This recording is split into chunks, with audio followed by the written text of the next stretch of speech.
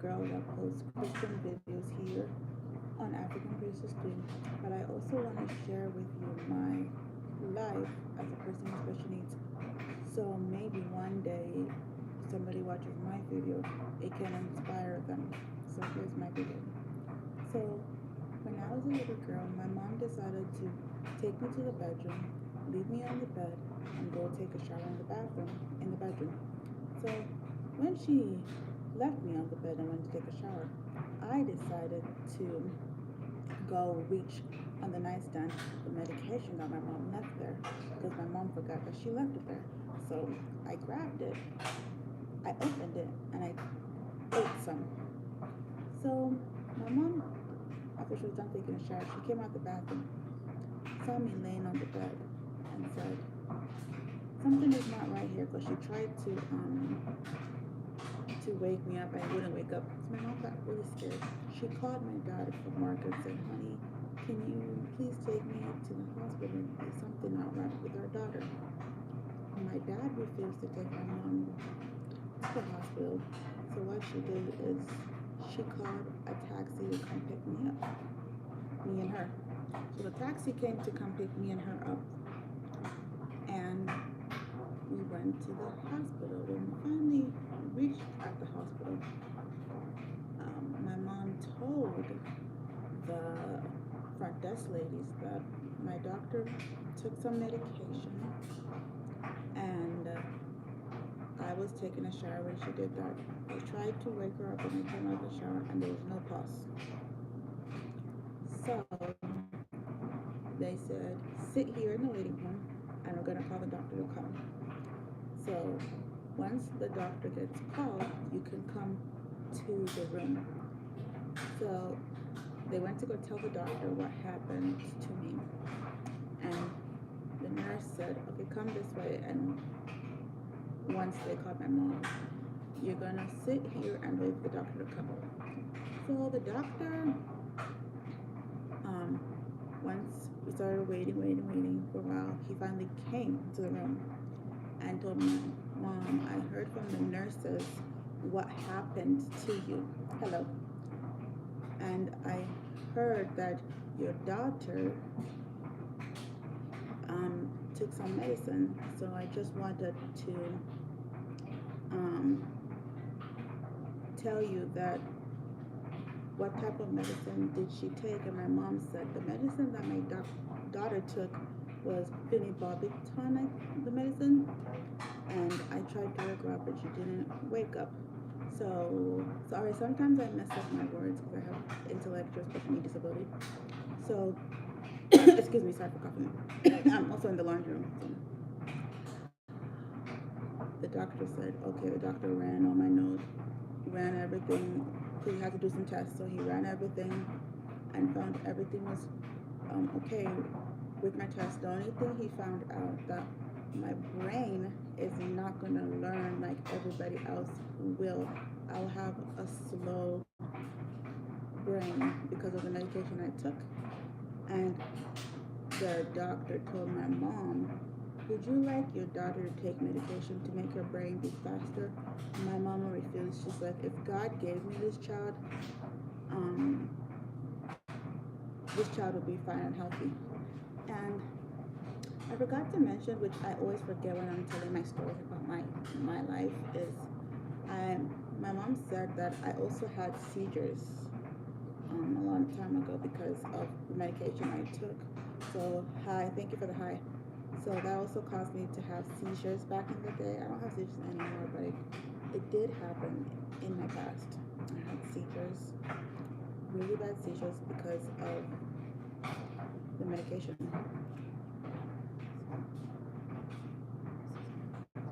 Thank you. I'm trying to grow my YouTube. Thank you. And that's what caused me also to have some problems. My mom said that the doctor told my mom that I'd have to stay here. I don't really remember how many days I had to stay in the hospital room because they decided to put me in the hospital because they saw my seizures were getting really bad because of medicine I said. And my mom, one thing I love about African mothers is they will pray for you, and they will make sure what the doctor said you have, that God will make sure that the seizures that you were told you have will go. They know that this is not what God intended for you to have, is a seizure. And my mom is a Christian Adventist woman, and she knew this is not what God had for me, is to have a seizure growing when I was little. I don't have it anymore, but when I was little, my mom knew this is the enemy that's fighting my child, and I'm not going to stop until the enemy loses the battle and doesn't give my child seizures anymore. So I also forgot to mention that I also had problems eating. I used to lose appetite because of the seizures. I was restless. I couldn't eat. I had went through a lot in my lifetime, and mom did not believe in medication. My mom believes in naturopathic ways of um, medicine. She's not really a medicine person at all. The doctor says, "Oh, take this, take that." She doesn't feel like that's the best way for your child. But if that works for other families, I don't know if you guys doing that. Just how my mom raised. My mom was thinking in her mind that medication is better because natural medication is what she thought was better than what the doctor said. So once, I don't know how many months or days it took for me to be released and become normal and go home. So once I was released, I came home, and my mom told God, I know that my child will be fine. And I just want to say before I continue the rest of my story about my life, this is just the part of my life. I'm just wanting to say, don't lose hope in everything that you go through. I'm sharing my story about what I went through with my seizures and also what I went through as an intellectual disability person. Don't lose hope. I'm going to say that again, because yes, you were going through hard times in life, but God is there for you. No matter what, everything you go through in life, He's there for you. He's waiting for you to get on your knees and pray to Him. He'll be there for you. You can be going through your lowest days, and He just wants you to read your Bible and pray to Him, and He will help you go through everything. Like my mom was crying to God for me with my seizure and my disability. If you talk to Him, He will answer every prayer that you get on your knees and tell Him. Never lose hope. It might be a hard situation. I don't know what some of you guys are going through in life. I've never met most of you guys on this platform, but I know God makes a way where there seems to be no way. He's a wonderful miracle God. There's nothing that can stop Him from doing what He said He's going to do in your life. He's going to make a difference in your life. I know it. God is just teaching you. And one day He's going to change your life. He's teaching you of how to trust in Him in every hard times. Let me finish my rest of my story. I just wanted to motivate anybody who hears my story and thinks, why do I have to go through this? Your story can be a testimony to somebody else who's having similar situations that you were going through. You never know which person you can bless with your wonderful wisdom.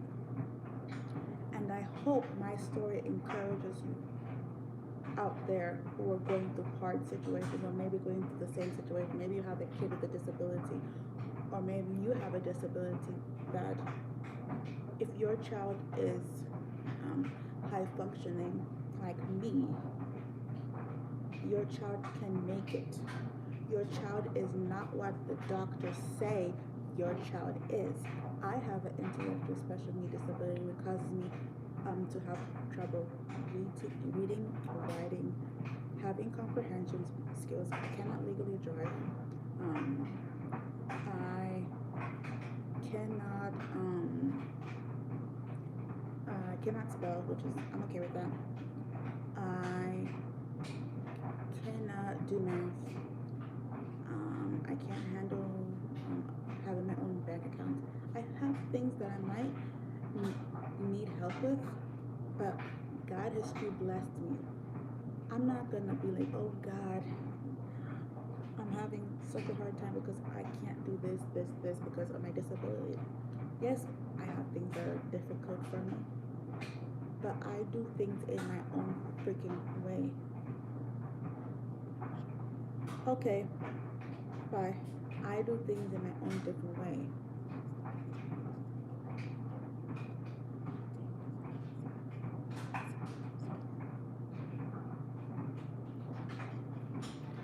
And it's okay if I do things in my own way. I used to be that kind of person. I used to hate that I have to do things not like everybody else does because my brain doesn't learn like everybody else. I had to learn to say to myself as a 28-year-old African woman who lives in society that most people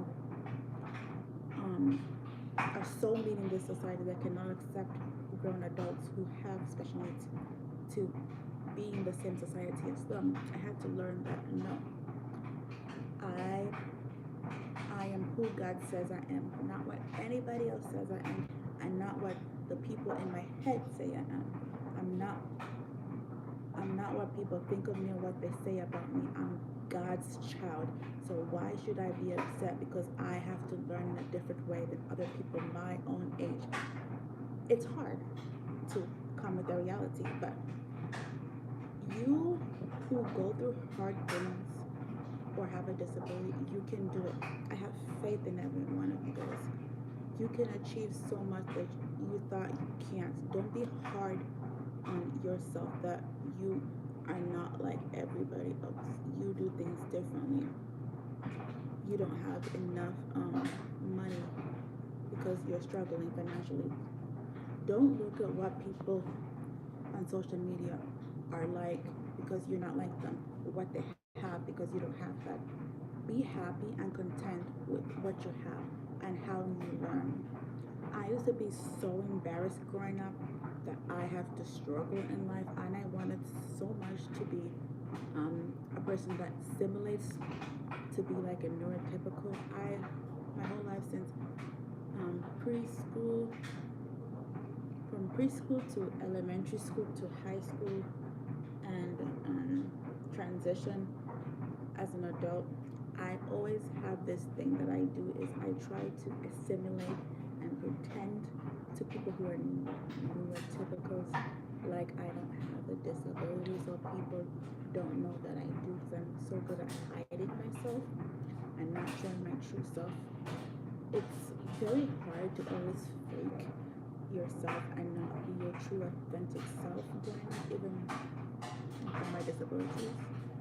I always have to pretend like, oh, I'm normal, even though sometimes I struggle with things in life. I have a lot of friends who do have like disabilities, and my friends are not like special needs disabilities, but they're still disabilities. And I have friends who don't have disabilities at all. My friends who don't have disabilities at all, I pretend to them that I'm just like them, even though I struggle, but it's just society hasn't been accepting enough to share that I am not like you. I do have a disability, and I felt like me having a disability, I have to protect myself and don't get hurt by people and let people let people accept me, which is sad. Having a disability with an intellectual special needs disability, or I know it as a learning disability, being in high school, middle school, elementary school, going to school when I was in school back in the day, having trouble learning how to do all the teacher they'll give you test assignments to do, they'll give you school projects, they'll give you like homework. I had to have a peer educator help me with those homeworks, with those assignments in school because we had projects, we had homework, we had classwork. I could not do it on my own because math, reading, I cannot do that. So that's freaking hard for my brain to grasp that I am not like everybody else. So in school, I had a peer educator who came to my classes with me because I did go to general ed classes that would help me in the classroom as I am trying to learn because my brain cannot comprehend what I'm learning. So I also have bad comprehension skills. That's why I was also in speech class because my comprehension skills are the worst. Another thing I had to struggle with.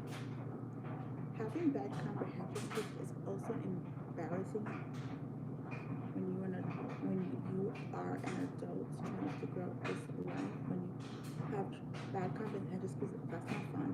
And also having bad remembering skills, and also when people use big words, not knowing what those words mean is also frustrating because you want to know what everybody else says. You don't want to ask them to say it in a different way so you can be able to understand what they're saying. It's hard to tell people, can you say that in a different way so I can understand? Because I have trouble understanding what you said. That's hard. So when people say things, I would pretend like I understand what people are saying, but I didn't have a clue what people are saying. I just made my brain think I knew what people are saying, but I don't know what people are saying. It's also hard for me to spell. I cannot spell words, so I have trouble spelling, which I've come to know that it's okay if I struggle with spelling. Spelling is not my best suit. But even though I have problems with all these things, I still know how to live in a life with all my struggles around it. I'm still capable of other things. I can't do most of the things I just mentioned, but there's a lot of things I can do. I can have a job, even though it's difficult working with a disability. I can have friends who don't have disabilities and have disabilities. I can clean up a home. I can just do basically the things that people can do. I can go grocery shopping. I can do all these things. The others wouldn't be able to do. I can do them. I might have some things that I struggle with, but I still have things that I can do in my life. My mom goes out of town or goes to work. I'm independent. I can stay home and not have to have somebody come and take care of me. Even though at school I struggled as a child, and I needed a lot of help. I'm still grateful that I have a little bit of things that I'm independent on. I also had to have peer tutors in school because besides the peer educators, the peer tutors in school also helped me learn how to read, how to write, how to spell, how to do my schoolwork. They helped me as well. And I'm grateful for the peer educators who did those things. The students who came to volunteer in our classrooms, I did not appreciate that the school systems of America would have them come into our classrooms and volunteer to work with us. I don't want somebody who's the same age as me coming in my class like in a high school trying to teach me how to do my work. I feel embarrassed because when you struggle with school, it's not fun to have somebody your age who doesn't struggle with school come to your class and teach you. That's embarrassing, and it made me feel insecure, and it made me feel pissed. It made me feel sad. It made me feel embarrassed. It made me lose my self-esteem. It made me hate the school. It made me hate the teachers because how dare they put high functioning disability people in that position to have their age mates do that. It's not appropriate and it's not right for schools to be doing that. They need to stop having students who are the same age level as you or in a younger grade than you come to the classroom and teach you. I don't want somebody my age group in the same grade as me or in a lower class than me who's in a different grade come and teach me. That is not great. We don't need our peers doing that. And the school system thinks it's the best thing for students to have their peers.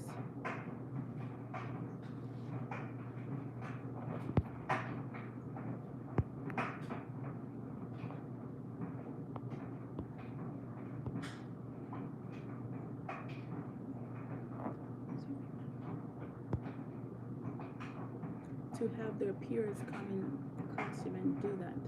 And the peers, they think they would enjoy it because they're also doing it for college credit to see that they have volunteered in school. It goes to their college credit because they have to do volunteer work for college. The college looks at that when they're going to college. So I just feel like I did not like them. Even though I liked some of the teenagers who came into our class to teach us, they were nice, but every time I would see them, I would feel embarrassed. I would also feel like, are they gonna tell people that I'm in a special needs class? Are they gonna tell their other people who are their peers that I have trouble learning in school? Are they gonna say that her learning is her trouble of learning is reading, writing, spelling, counting, comprehension skills, math? Doesn't know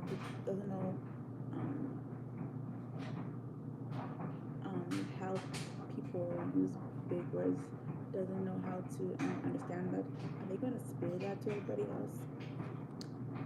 I used to be afraid of what other peers would think if they hear the other peers talk about the classroom.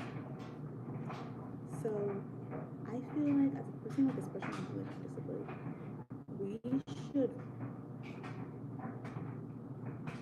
be okay with having those kind of things, even though I hated it growing up, happening because not all special needs kids are very good at making friends. I was very good at making friends because I've always been good at making friends. Like I told you earlier, I know how to assimilate to society. And another thing, as a person who's an adult who went through all these hard things in life, I just want to say that I also can never get legally married because if I legally marry somebody one day, they would be scared to date somebody like me knowing that I have all these disability struggles. How can you ever be scared to date somebody if you don't get to take the time to understand them with their disability struggles? Yes, I have struggles in school. I can't learn like everybody else, but I can still be a wife, a mother, a girlfriend, a fiance. I can be all those things. It's just I wish society could not let people be scared to date people like me. I want to be a mother. I want to be a fiance. I want to be a girlfriend. I want to be a wife. You just have to give people like me a chance to prove to you that we are marriage material. A lot of people see people like me and think they're not marriage material. It's so sad to not want to be with somebody like me because of what society thinks. You're gonna think that people will make fun of you. Oh, you're dating her, you're married to her, you're engaged to her. Who cares what society thinks? You should think about what you care about internally, not about what everybody else says. They should not be the people that tell you who to be with or make fun of you for who you're with. If you're happy with that person, let that person be in your life. Don't stop yourself from being with somebody who's genuinely gonna show you so much love, who is genuinely gonna give you the best companionship you have never had. Yes, you're scared. You're like, oh, I'm gonna date I'm with somebody with disability. I don't want to be with somebody who has special disabilities. Who cares about the title of that person? That person with a special disability, so it doesn't matter. I've seen so many videos. I saw one video on TikTok, the pretense, like what I'm going through, and how people were commenting in her comments section because she was addressing, well, she was addressing on how disability people with special needs, they don't say they have special needs, but you can tell they do. But when you start having kids with them and start dating, you're gonna see some different things that they do that you're gonna be like, that's weird. That's not normal. Who cares about if that's not normal? It's not their fault. They have to do things in a different way than everybody else who doesn't have a freaking disability. That's one thing that pisses me off is you guys say that society says some people say in society, what I meant to say, that you accept everybody, but you do not accept disability, especially in the community.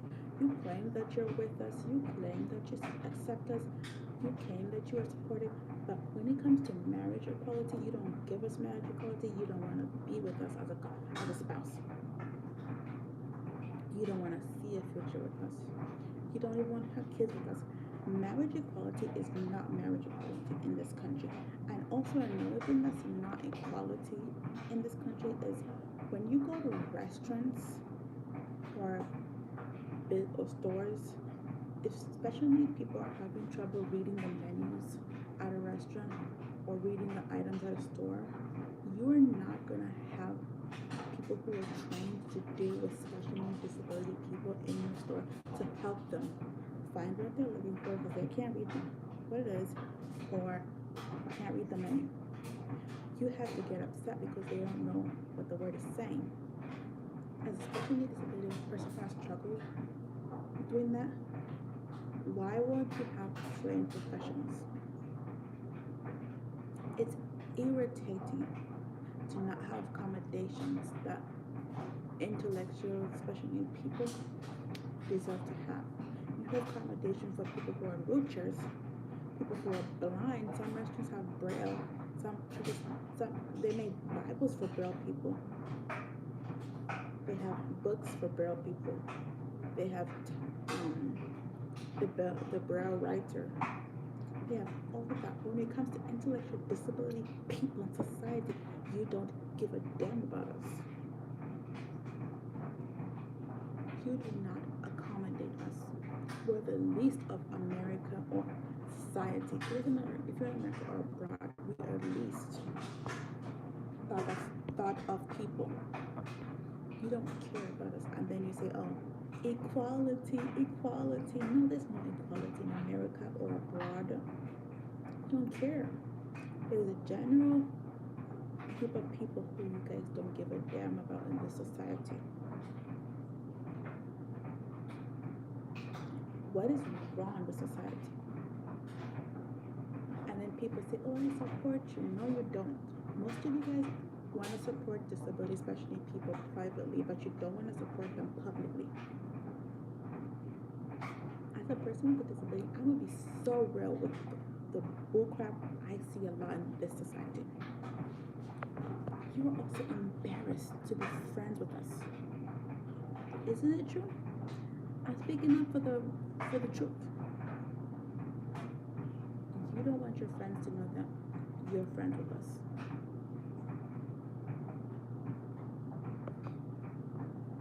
Why do you have to be secret with us and not be public with us? Why do you have to be ashamed of us? And why do some of you want to feel like you have the need to treat us like we are babies? We're not babies, we understand.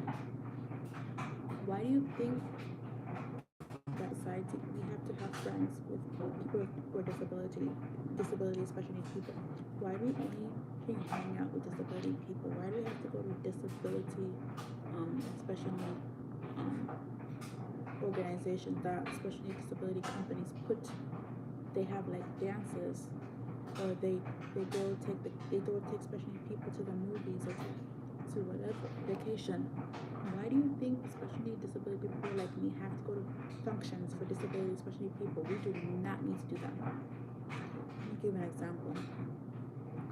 Me and my friends, we go to the club. I have a lot of friends. I go clubbing with people who are not just don't have special needs. I go out to eat. I go to my friend's house party. I went to that. I went to vacation. I go anywhere with my friends who don't have disabilities, or if they have disabilities, they're like minor disabilities. I have never had to go to any programs with special need disability companies. I hate when people are like, why don't you go to special need disability events? No. How dare you? That's a big freaking insult. Don't undermine us like that. We do not need those. Yes, those who are not independent can go with those stuff, but they don't know how to make friends, and it's not safe for them to go out in society without special need organizations to go with them. But for people like me, don't you dare bring that up ever again. You'd be so disrespectful. You don't know your place. Don't you ever say, why won't you get married to somebody who has disabilities? Oh, don't you dare say that. Don't talk to us like we're less than. We're people too. Like every freaking person in this world, we people too. We don't deserve to be split from you guys.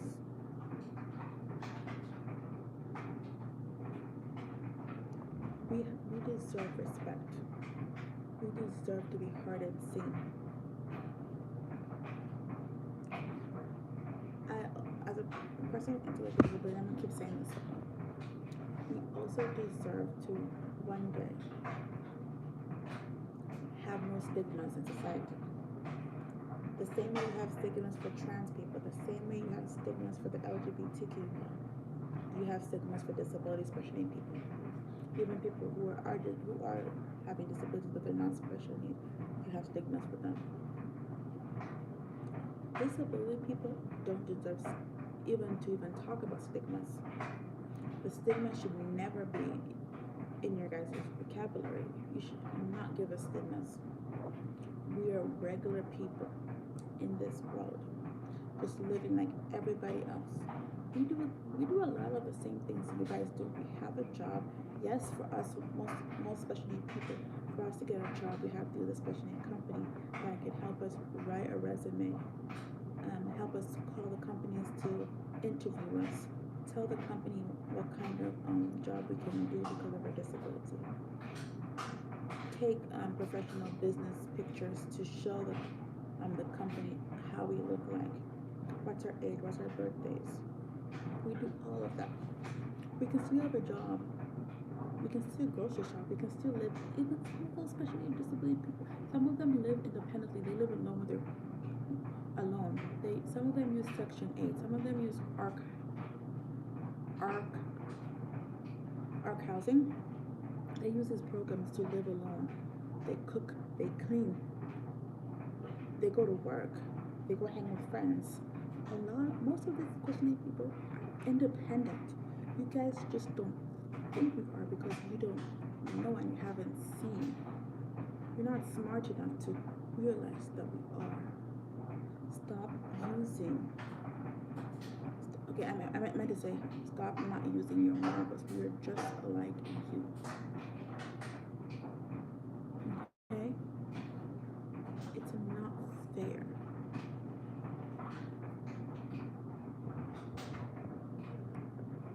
Most of us even know how to ride the bus by ourselves. And some disability people have cars that they drive to anywhere they want to go to. Does anybody have questions for me?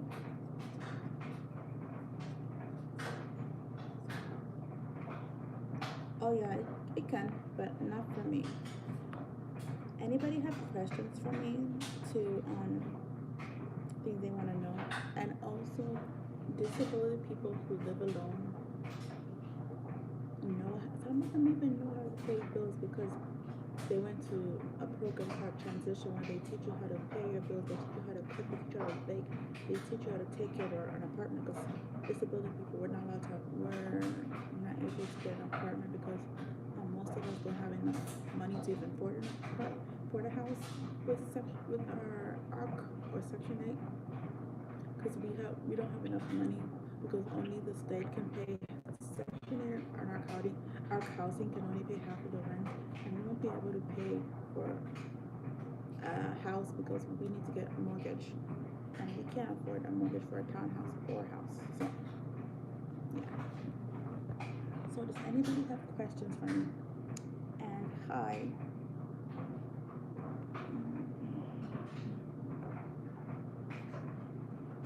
I'm here to answer anybody's questions they have.